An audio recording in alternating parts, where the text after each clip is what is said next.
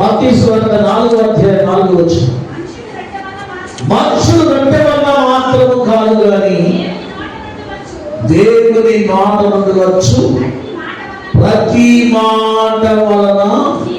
దేవుని స్తోత్రం. యేసుక్రీస్తు ప్రభువు వారు అంటున్నటువంటి మాటని ఎవరితో చెబుతున్నాడు చెప్పండి? ఎవరితో? అపవాదితో, సాతానుతో చెప్తున్నాడు.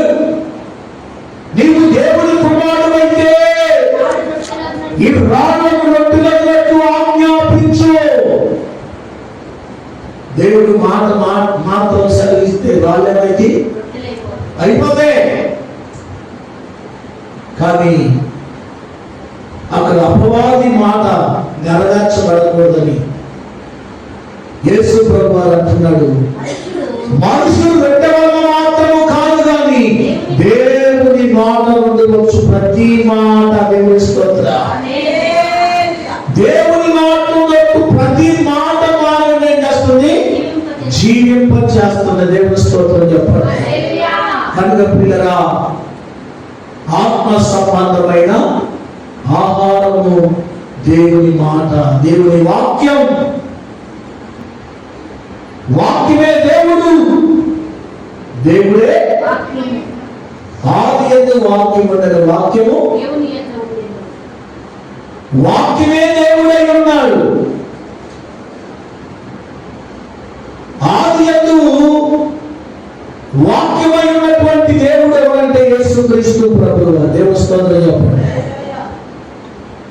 ఈ భూమి, ఆకాశము, సూర్య, చంద్ర, నక్షత్రములు ఏమి కలగక ముందే యేసుక్రీస్తు ప్రభువు వారు ఎక్కడున్నాడంటే తండ్రి అయినా దేవుని దగ్గర ఉన్నాడు. దేవుని స్తోత్రం చెప్పండి. సమస్తము ఆయన మూలంగా కలిగి ఉన్నదేది ఆయన లేకుండా కలలేదు. ఆయనలో క్షేమం. దేవుని స్తోత్రం. 14వ వచనం చదివితే మనకి ముగింపు అయిపోయింది. ఆ వాక్యము శరీరధారి అయి కృపా సత్య సంపూర్ణుడిగా ఆదిలో ఉన్న వాక్యమై ఉన్నటువంటి యేసుక్రీస్తు ప్రభువు వారు ఏం చేశాడ? కృపా సత్య సంపూర్ణుడిగా మన మధ్యలోకి వచ్చాడు. దేవుని స్తోత్రం చెప్పండి.